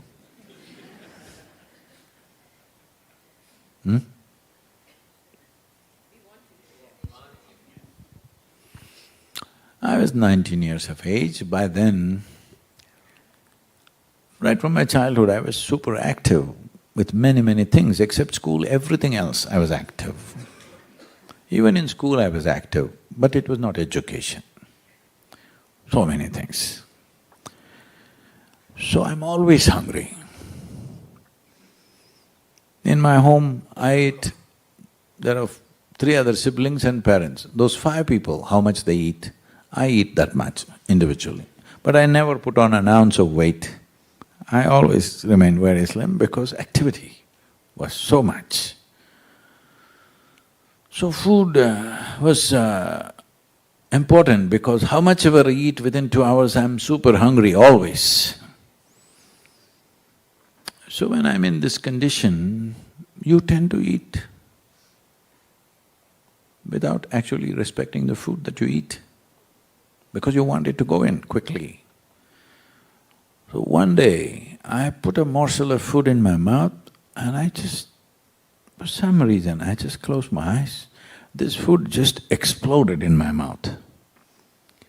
Because right here, something that was not me was becoming a part of me, right here. See, every day it's happening to you. What was soil becomes food. What is food on your plate? Now you think, this is my food, you eat it and then it becomes me, isn't it? Hello? Whatever you have eaten has become this. So that whole process just exploded in my mouth. As I was just little chewed upon it, the whole thing just blew me up. I was just experiencing something that's not me entering and becoming a part of me in such a big way. And my whole attitude towards food changed completely. Completely means it's not attitude without bowing down to the food. I can never touch the food, just like that wantonly. Because you're always in union, this is yoga. But you're not conscious of it. The air that you breathe, the water that you drink, the food that you eat, the land that you walk upon, you're one with it. Most people will get it only when you bury them. When you're buried, you'll get it, right? Hello? You are one with everything. If you get it when you're alive, that means you're in yoga. Experientially, not intellectually. Intellectually you say, I am one, you are one, that's not the point. Experientially, see right now, these 5 fingers, we don't know The content of these fingers has come from many places, isn't it? Hello? Food that you've eaten. But these 5 fingers are 100% you, isn't it, in your experience right now? If you sit in this hall and you experience all these people like you experience your 5 fingers, then we say you're in yoga. So if you sit here and for one moment experience all these people as a part of yourself, after that, do I have to teach you, don't harm this man, don't kill that person, don't drop that person, do I have to tell you such teaching? Huh? Do you need any such teaching? Did anybody teach you this little finger, don't cut it up, it's such a helpless little finger? You'll anyway take care of that which is a part of you, isn't it? This is what yoga means, that your experience of life is no more limited to the boundaries of your body, because the boundaries of your body has happened only because of a very strong identification with your own body. This framework of what you call as myself is not just this. There are many aspects, let me not go into all this, at least you know you're breathing. Without this transaction, you won't exist. What you exhale, a tree is inhaling. What the tree exhales, you are inhaling. 1/2 of your lungs is hanging out there. Yes or no? If you experientially knew this, do I have to tell you, don't harm the tree? Would it be necessary? When we started this project Green Hands, this is what I did with the people. When I said we have to plant 114 million trees to change the landscape of southern India, they said, 114 million trees, how is that possible? Who can plant so many million trees? So I made them sit down and experience this. See what you're exhaling, the tree is inhaling. What the tree is exhaling, you're inhaling. They sat there like this with eyes closed. Once that experience became real, now you can't stop them. No matter what you do, they will plant. Because they see it as a part of themselves. So, yoga is not a particular practice. Unfortunately, the yoga that you're seeing is generally a rebound from the American coast. Twisting and turning and looking like a leftover noodle is yoga. No, you can become yoga. You don't practice yoga, you become yoga. To become yoga, there may be certain practices. Essentially, you're doing practices so that your ability to experience life is enlarged beyond your physical limitations. Is it only for some yogi who is sitting in a Himalayan cave this is possible? No, every human being is competent. It's just that there's no focus, that's all. The priority is not there. Otherwise, every human being can experience this. And in this, there is tremendous empowerment. Continuously people are asking, Sadhguru, where do you get this energy? Every day, 20 hours of the day, non-stop, 7 days of the week, you're on. Where do you get this? See, if you live properly, only 40% of the energy that you have comes from the food that you eat. Rest is sunlight, air, water. Above all, this cosmos itself is a living cosmos. You're just a small bubble in that. You're not an independent life. You captured some life. Hello? You can capture more life, it's free. There's no gas station where you have to pay. If you want, you can imbibe a whole lot, but you are a wall. Big man. Big man means actually small man, that's what it means. Any man who thinks he is a big man is actually a very small man in his head, isn't it?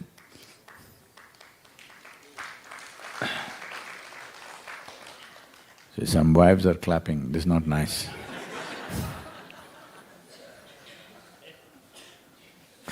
Please. Thank you very much. Thank you very much, Sadhguru. That was indeed a very thought-provoking and thoroughly enlightening session. I would now like to throw open the floor for the audience, like to welcome the audience for their questions. And because of the paucity of time, I would just request you to keep your questions brief and to the point, and as far as possible, try not to cover the ground which has already been covered. Thank you.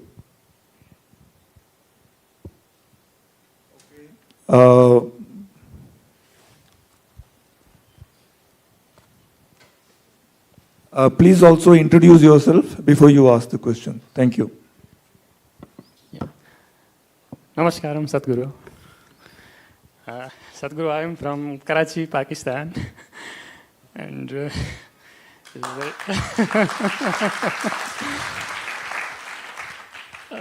my question is just this, that being in your gracious presence, this is just a coincidence, or this is predestined, or this is some sort of good deeds in the past?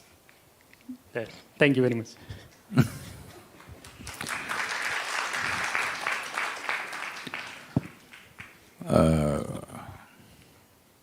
Anybody else? Just, I'm sorry, please. Just if you mention your nationality, they're all clapping big time.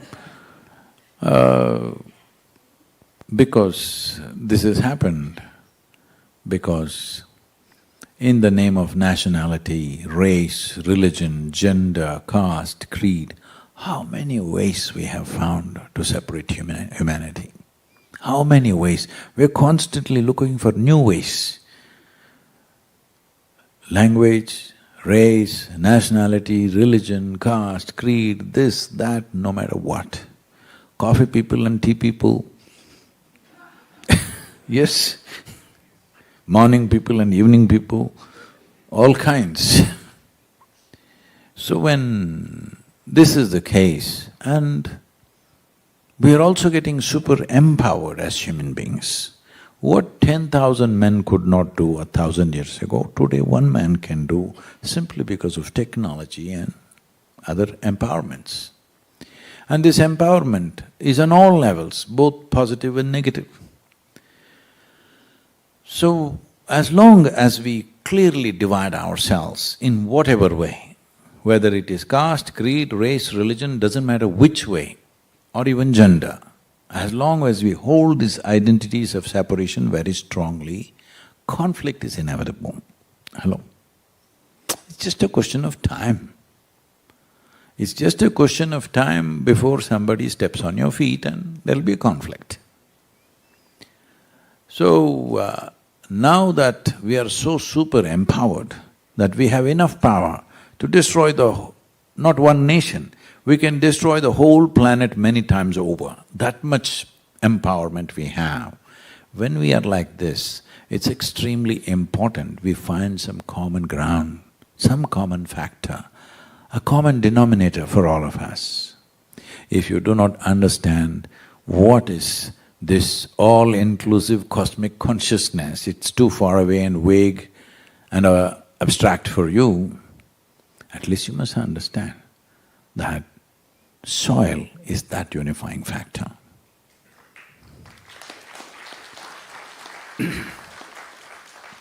For soil and soil organisms and soil ecology, our national boundaries mean nothing.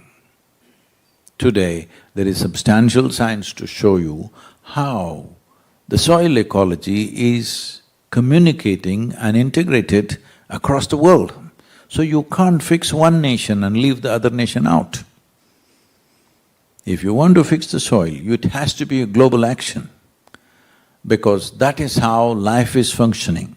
As a person, you may be an Indian or a Pakistani or this or that, but as a life, you're just of this earth. Hello? So, first and foremost thing is we are life, then other identities which add color to our life. You're a man, you dress one way, you're a woman, you dress another way. This adds color to our life, otherwise we could make everybody same. There would be no color to life.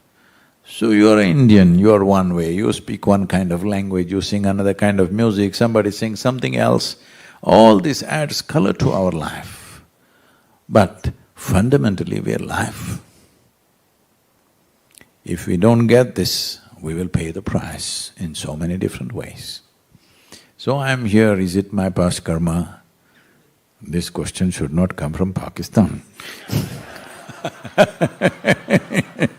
Karma is an Indian problem. Now, what karma means is that the simple way to look at it is, today morning if you ate some bad food, you'll have some bad results in the evening. Or you ate some very conducive food, it has its results in some way. I'm making it very ridiculously simple example. It's that simple because every action that you perform has a consequence. This is the nature of life. This is not in terms of good and bad. This must be dropped. This idea, I did bad karma, so bad things happening to me, good karma, good things… No.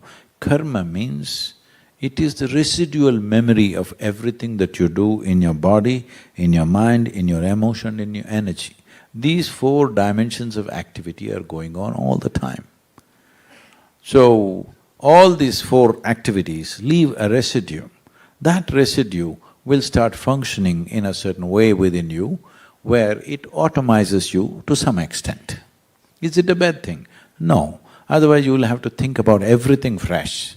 Little automation is okay, but you must be conscious enough to rise above that.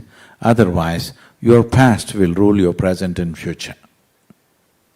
There is I will not go into this because this is an elaborate thing that you have raised. See, Pakistanis are always putting us into trouble, asking such questions which will take 10 days for me to explain. There is a book on karma. If it is here, I will ask them to give it to you, sir, please. Thank you.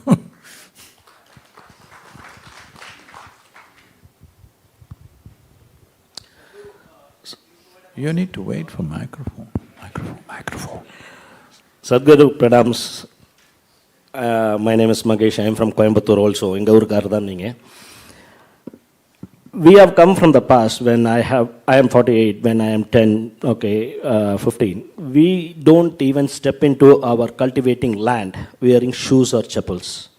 We have respected soil that much. It's our mother soil. We remove our shoes and we get into the land. But when we grow up, as we grow up, I did not ask for plastic bottles, I did not ask for plastic plates, but that has been put into my hand and today I use it elaborately. So who is to be blamed? Is it me? If given a choice today, I would not use plastic, but do I have a choice? Oh, you definitely have a choice. This is the right thing. Somebody put plastic bag in my hands. Wow. This is a nice story you're telling. And you came from Coimbatore, but we didn't cure you of this. If it's in your hand, it's your responsibility. Hello? Hello? You're not a child. Even if you're a child, it's still your responsibility. You might not have realized it. So please, let's not go like this. We called soil our mother, but we've brought it to the state that it is. So just that emotion is not needed, not enough rather. This is why we're pushing for a policy, because unless it's enshrined in the policy, you will not follow it. See, in Coimbatore city, even if there is a red light of the traffic, you don't stop unless there is a policeman to chase you. So tell me, isn't it time that we understand that without laws, most of the human beings are not fit to do things consciously by themselves, yes or no? Because we've reached a point with the soil that there is no time to you doing pretty things and me doing pretty things. Universally, everybody should do what is needed. If that has to happen, it has to become the law. There is simply no other way.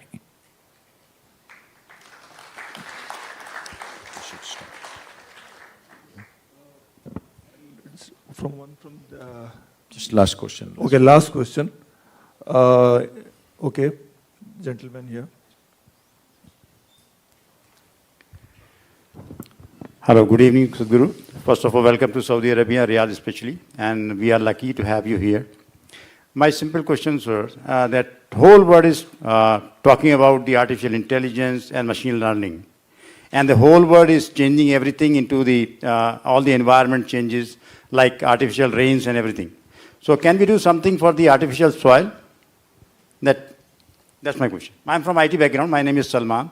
So I just wanted to know that can we do something with the soil in the same way what we are doing for the artificial rain and other things?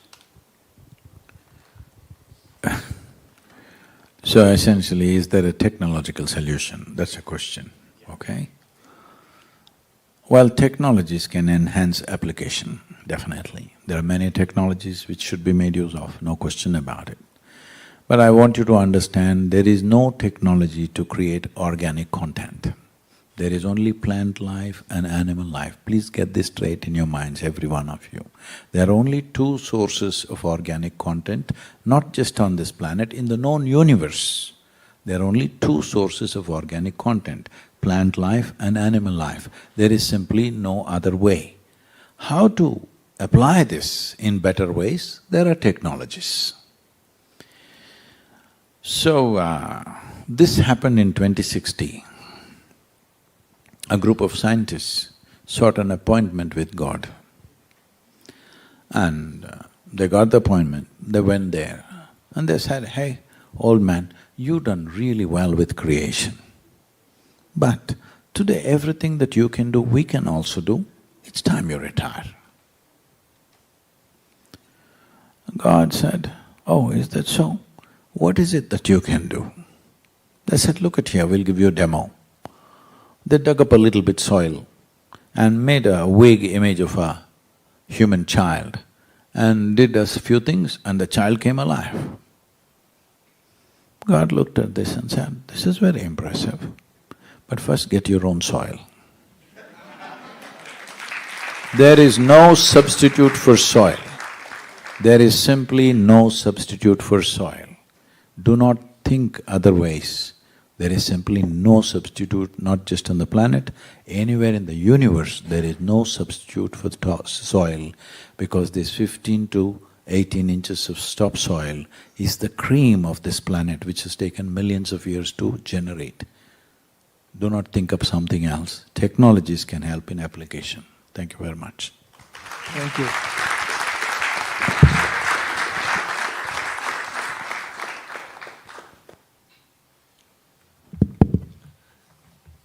Thank you, Sadhguru, for answering all the questions from the audience very patiently. I would now welcome His Excellency Shri N. Ram Prasad, Chargé d'Affaires, Embassy of India, Riyadh, to present a memento to Sadhguru as a token of our appreciation.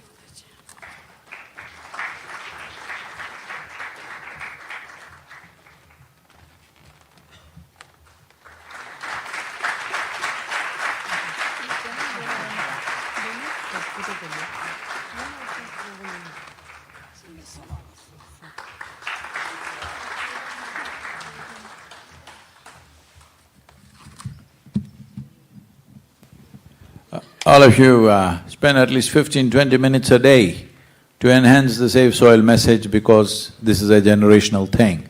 If we don't do it now, we will regret this. After 20 years, we will be in deep regret. We don't want to go there, we want to make sure in this generation we turn this around. Vasundhara, you heard me? Every day, you must enhance the message. Namaskaram to you.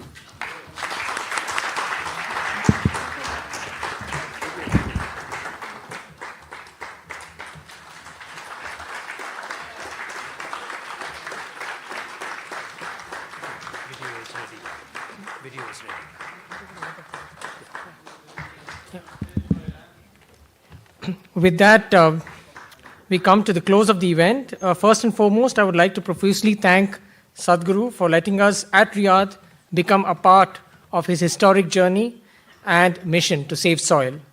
I thank him for his remarks and for patiently answering all the questions from the audience. I thank all excellencies, my colleagues from the diplomatic community, Saudi guests, and members of the Indian community for attending today's event. I convey my gratitude to performers Vasundhara Raturi, Radhe Jaggi, and Samskriti for their renditions, and of course the enthusiastic and hardworking team at Isha Foundation for making this happen at very short notice. Also, sincere thanks to Sarvana Bhavan and Lulu Group for arranging refreshments. Thank you very much.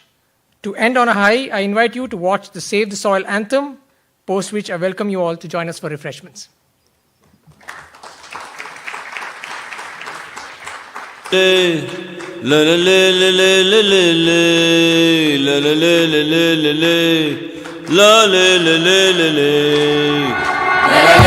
This very body is soil. My body, your body, everybody is just soil body.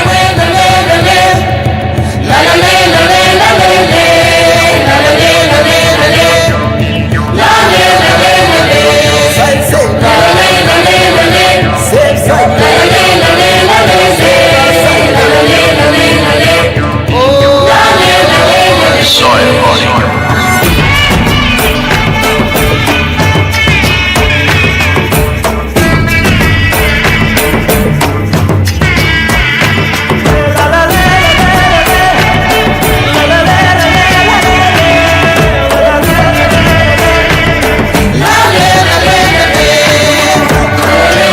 The magic of soil is it turns death into life.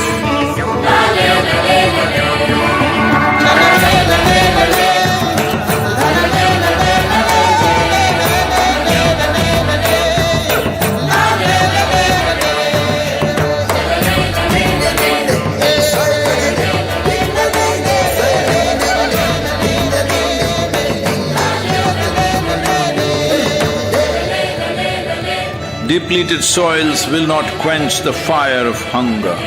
Unquenched hunger can burn the very world. This is a generational responsibility. Save soil. Let's make it happen.